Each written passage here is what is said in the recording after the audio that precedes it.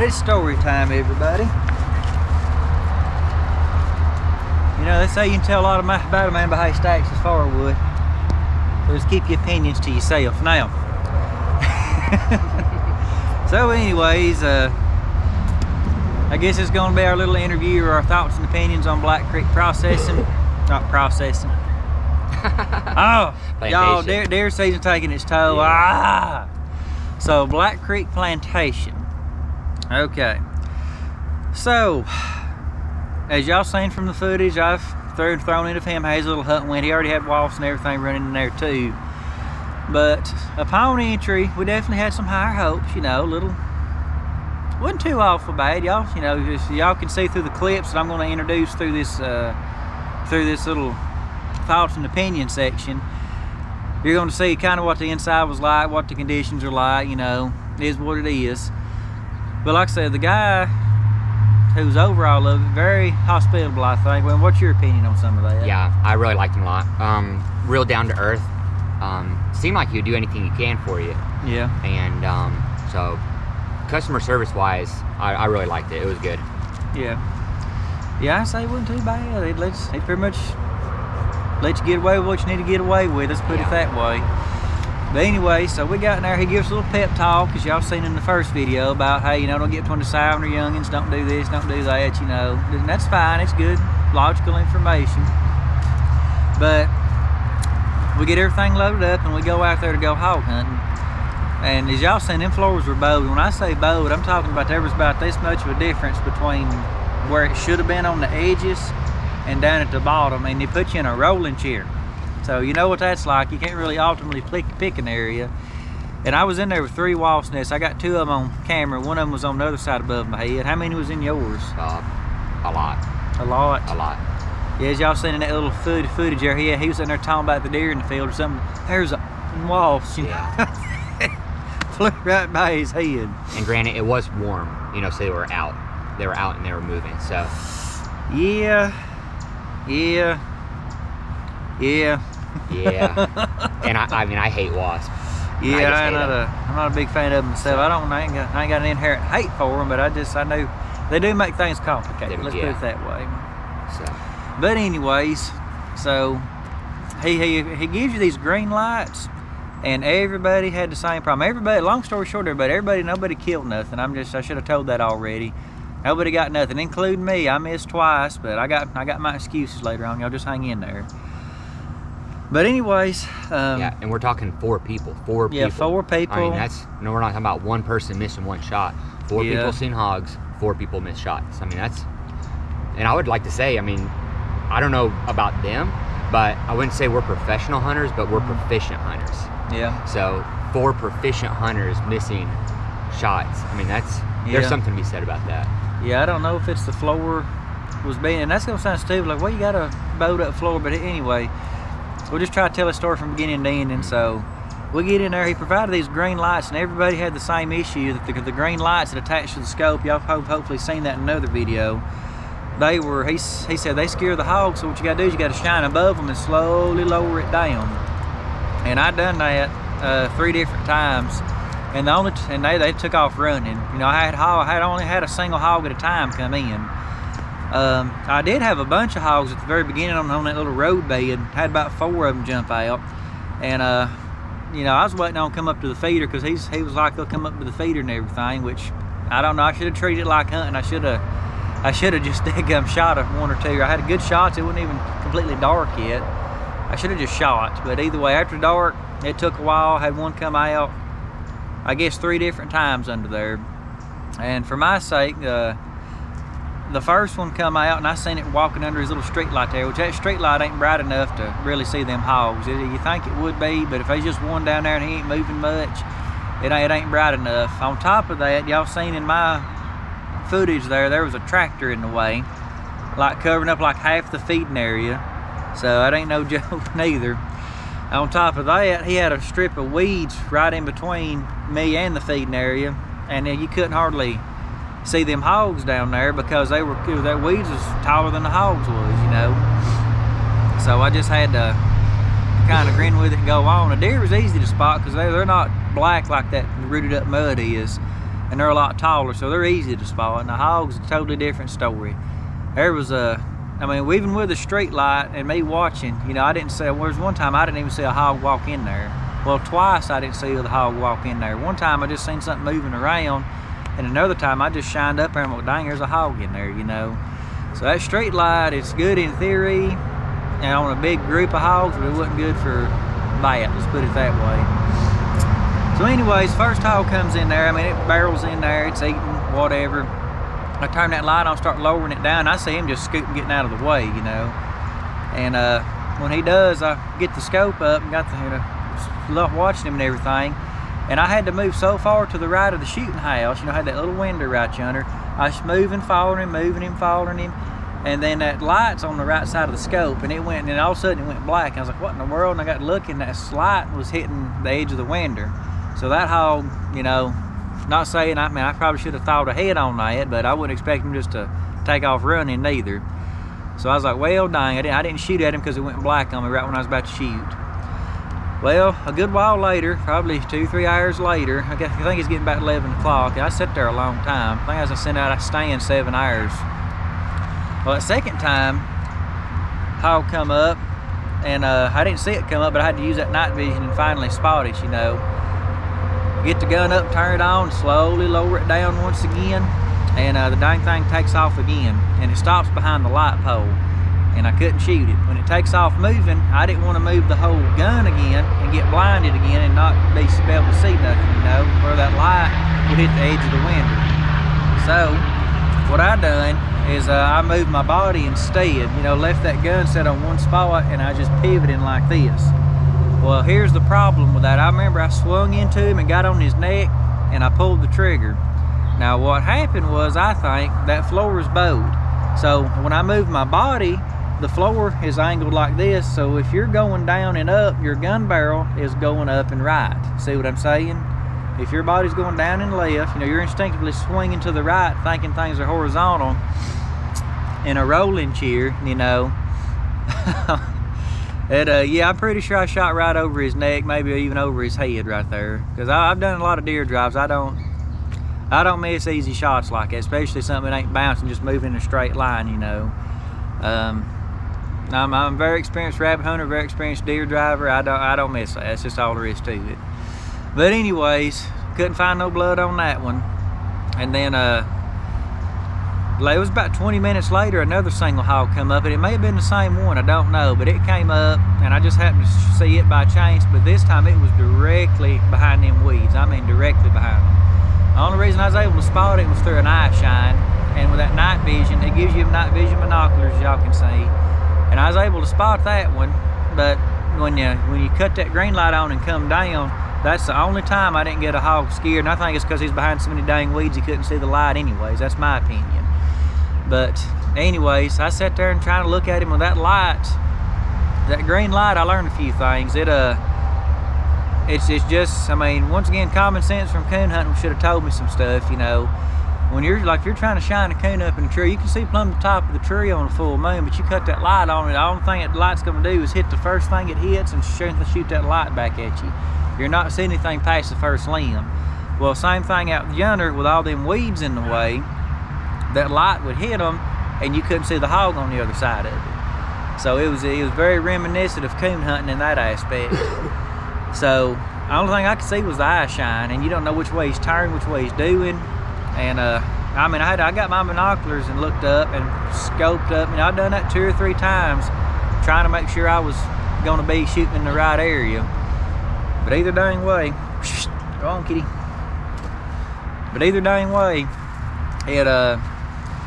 I finally got that gun up the last time. I was like, well, I just got to shoot right here. He ain't moved the last couple times. Hopefully he's still there. Had the light, or had his eye shine in one area, and then there's a little patch to shoot in between the weeds about that big to shoot in that other side. And I shot right in there, right about where his neck should have been. I shot right in there. I didn't hear him take off running or anything. And another thing is, I learned this too, when you shoot, just like coon hunting, the first thing that light hits, it's going to shine right back at you. Well, even though it's a smokeless gun, you know, smokeless powder in them, when you shoot, there's all kind of smoke comes out of the end of them guns, and when that light hits it, you might as well shot a muzzleloader. You ain't seeing nothing. So the whole myth of a follower-up shot ain't gonna happen. It's just all there. Unless you shoot on one side, completely turn out of the smoke. You know what I'm saying? There's no way that's gonna happen. So it's pretty much a one-shot deal if you're using that light and it's attached to the gun, not somebody else shining off to the side of you there. So I learned that kind of the hard way too. But either way, I shot that second time. It's getting late. It's probably after midnight by this point. And I done figured out the guy was gonna come out there and pick us up and everything. So I went down there and started looking. Should have known better. I didn't have a good light. All I had was my cell phone light, which ain't bright enough to do nothing. I got no flip phone. And I had that green light, and blood apparently does not show up with a green light because everything looks green. And I didn't find no blood, didn't find a hog laying there, didn't find nothing. Well, he comes up and picks me up later. And he asked me how many I got, and I said, I don't think I got nothing. I said, I went down there looking for blood, and I told him my light wasn't good enough, and that green light you couldn't see where the blood was. And he just kind of treated it like not in a hateful way, just kind of treated it like, oh well, you know. If I was a guy, I mean, I'd get down there and say, okay, let's get a good light and let's see if you made a hit, let's see if there's blood, let's, you know. So that was kind of a little bit on the lazy side to me, but you know, he didn't offer that. But either way, so we started driving out there, and I was telling him what I told y'all, you know, not hateful, just it was neat, you know. I mean, it was a cool little experience. But he's like, yeah, he said, them green lights, he said, we thought, used to think they were good, and you know, he said they really scare a lot of hogs. He's telling me everybody else was getting scared by them, and you know, he said really thermal's the way to go, but you know, it is what it is, you know.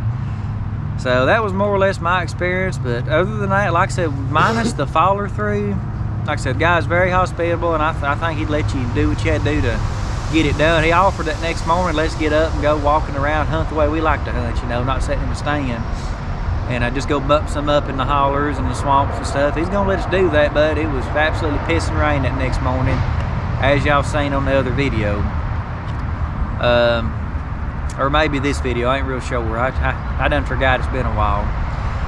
But either way, that's kind of my take on the place. I mean, treat it like hunting. It's not a very expensive hunt, so you may be in a way you're getting what you pay for, but like I said, I'm not saying don't go. Like I said, very hospitable guy, but treat it like hunting and just be fully aware of what those lights are gonna do. They're not up to par. They're definitely not up to par. And just be expected when you cut it on to be making running shots. I think it's the problem I think everybody had, except you, because you had a thermal. Yeah, not a thermal, but a night vision scope. Okay, so what's your take? So you know, I like to think I'm a fairly proficient hunter, and I even have a night scope.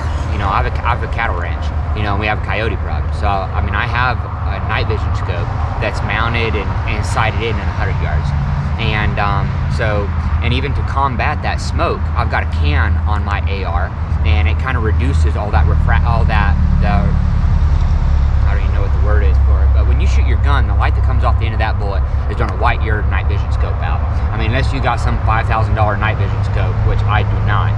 You know, I've just basically got a hollow out can on the end of my gun, and that holds all the light in.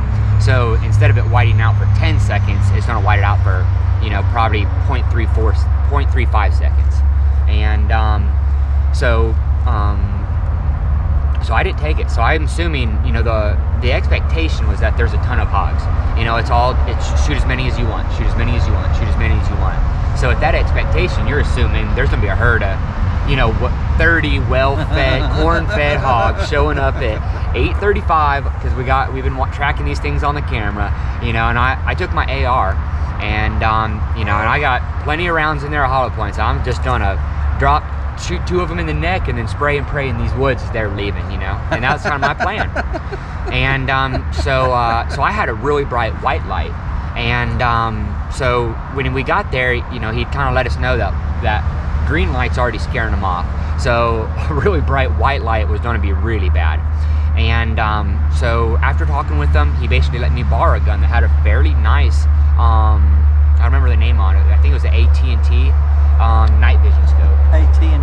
Ain't that a daggum phone carrier or something? Yeah, it is, but I think it's an A&T. Whatever it is. It's like a $600, $700 night vision scope, so we're not talking like the little cheapy one I'm used to. So I get in the stand, and it's got the front of the stand, the first 10 feet of the stand has got privet and weeds, you know? I mean, it's thick. And at first I thought, this ain't too bad, which was, I should have immediately realized that was gonna be a problem later. You know, I got in the stand, we still had an hour and a half of light out.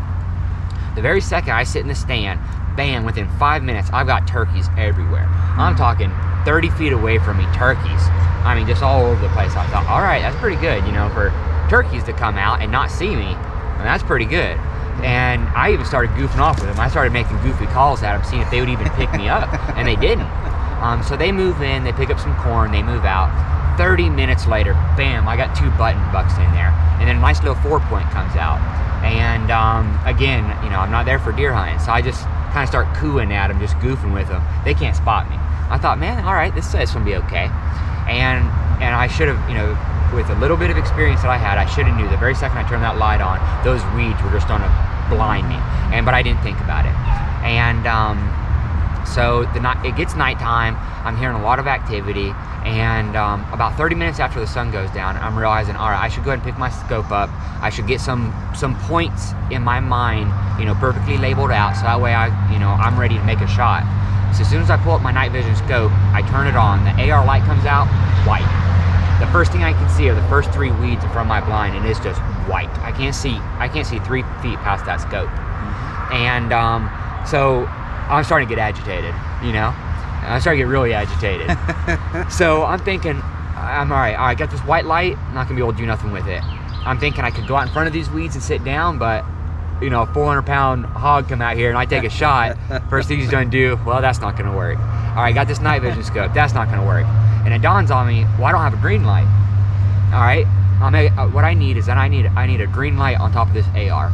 So I'm only about 3/4 of a mile from the, you know, the place we slept. So I'm like, that's nothing. So I strap my guns down, tighten my backpack down, and I start, you know, ranger walking.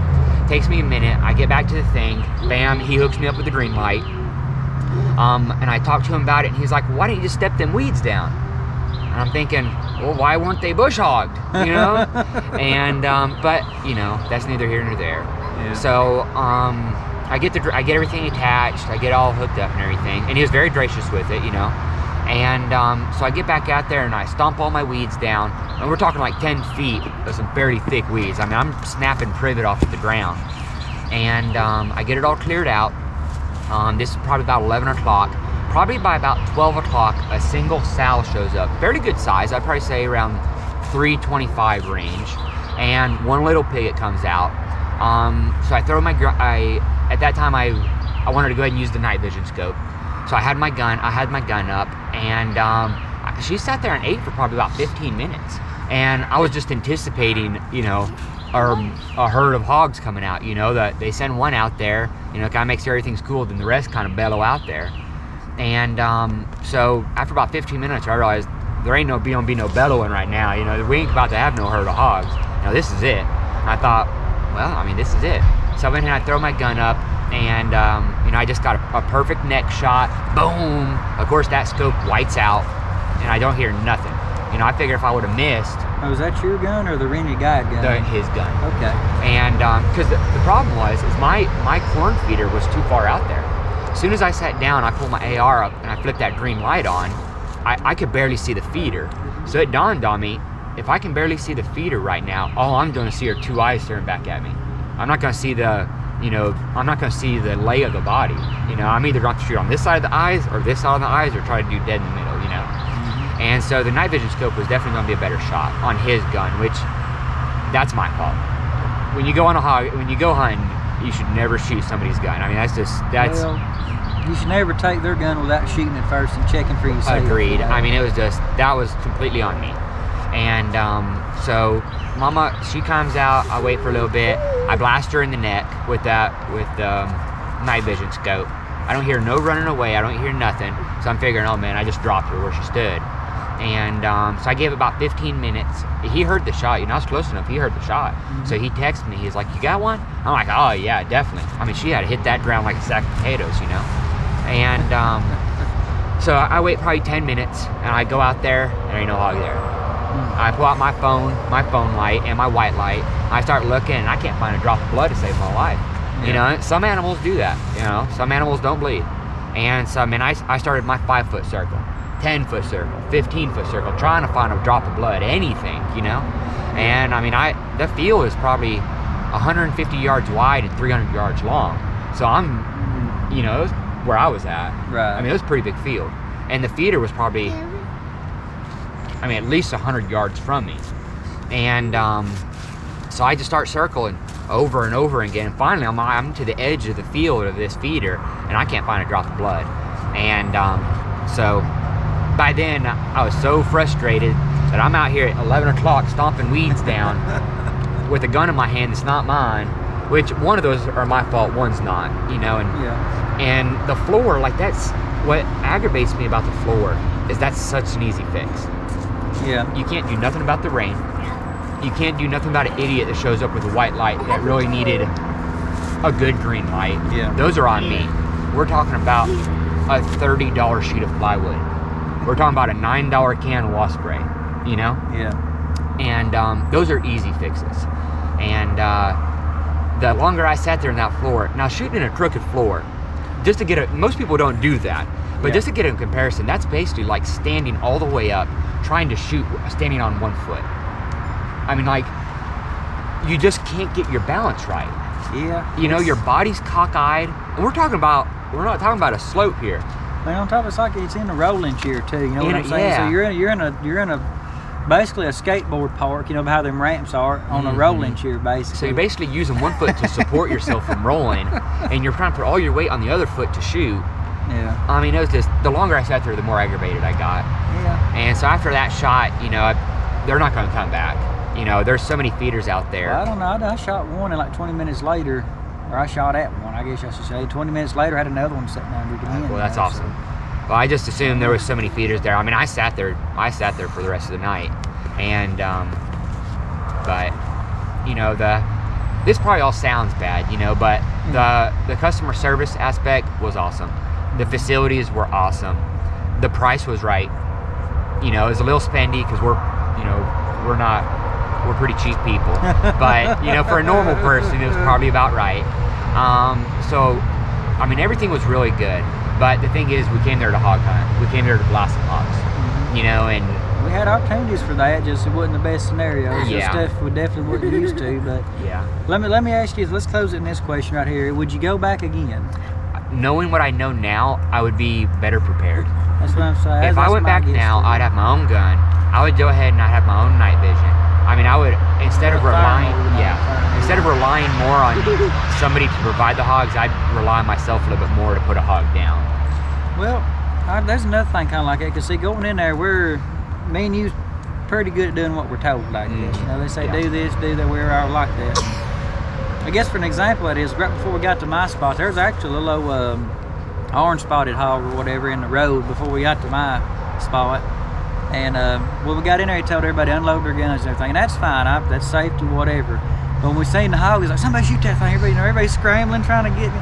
And to me, that's more dangerous than if you just let somebody ride around with a loaded gun. You know what I'm saying? But everybody's got their own rules and stipulations. But, you know, he'll say one thing for, I know what he's doing. He's saying one thing for safety to cover himself, but when it boils down to it, I really don't think he gives a dang. I don't mean that in a bad way. Like, you know, if there's a hog out there and you want to shoot it and you ride around and you just happen to see one, I think you let you shoot it. And there's nothing wrong with that morally. But I also understand he's trying to be safe and cover himself, and you got to do that in the business. Trust me, I understand that. But I guess on a side note, I think you kind of took an interest in bow fishing too, and what do you think about that? I mean, that sounds good. I mean, we're about to, you know, and I know a lot of people bow fish in the fall, but you know, we don't get that opportunity because our falls are 175,000 miles an hour. So, but come spring, I'd love to have him out, you know, and put him on some big fish and stuff. Yeah, what we're getting at is he was we got to just jawing back and forth, and he was talking about we got on bow fish, and he goes, man, that's always some cool stuff, and his ears perked up, let's put it that way. And because man, we talked about all kinds of stuff, and he just kind of acting, that's cool, you know, just making chit chat. But when it got to bow fishing, his ears perked up. He asked us probably 10 or 12 times that night about bow fishing, how to do it, how this, and we give him a lot of pointers. But in theory, hopefully we're going to be going back up there later on. We're trying to work out a deal right now, trade out some hog hunting for some bow fishing. But anyways, not trying to get your hopes built up on that, but we'll just see what his word's like on that too. Yeah. But either way, I guess in closing, I guess my opinions on it is, I'd say it's worth it. It's a cheap hunt. The guy's very hospitable, but just be willing to put some of your own work in. That's what I'm saying right there. Just, you know, it's still a hunt, and be prepared on them floors. Be prepared on them creek and cheers, or bring your own cheer. I mean, it's gonna be your hunt. That's what I'm saying. Be ready for it, and don't be afraid to talk to him beforehand. You know, and y'all can look up his reviews and stuff. I ain't gonna say what everybody said about him, but you get on Google and look up the reviews. You know, then that's the one in Alabama, not the one over in Georgia. There's two of them apparently. But either way, that's our honest opinions. You know, we ain't gonna lie to you. So hopefully y'all found that interesting. Hopefully y'all like watching us sit here on two makeshift cheers and rubbing a cat and a kid and everything. So it was good though. It was good. I enjoyed it. Like I said, I'd go back. Yeah, I'd go me too. back. But either way, I'd just go back more prepared. Yeah. But either way, y'all be good. Y'all have a nice day. I know it took a while to get this part 2 out, but anyways, bear with me. I'm doing all I can now. Man, you know how hard it is to get him to sit down for 5 minutes? That's a fact. Man, good Lord, you need a bowed floor and some hog feeder out there. Good Lord. We'll see y'all. See ya.